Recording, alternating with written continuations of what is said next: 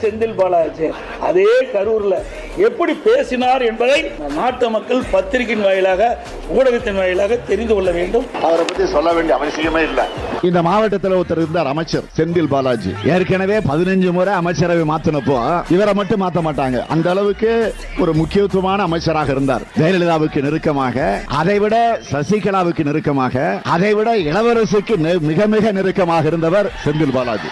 அந்த செந்தில் பாலாஜி அமைச்சரவை 15 முறை ஏற்கனவே மாத்தி அமைச்சாங்க. அப்பெல்லாம் அவரை மாத்தல, சீனியர் அமைச்சர் எல்லாம் மாத்தினாங்க. ஆனா இந்த ஜூனியர் அமைச்சரை மாத்திரம் மாத்தல. இடையில அந்த அம்மா ஜெயிலுக்கு போனப்போ யாரை முதலமைச்சராக தேர்ந்தெடுக்கலாம்னு சொல்றப்போ அந்த பட்டியலில் இவர் இருந்தாருங்க. இவர் கெட்ட கேடு செந்தில் பாலாஜி பேர் இருந்துச்சுங்க. அப்போ இதான் வேடிக்கை.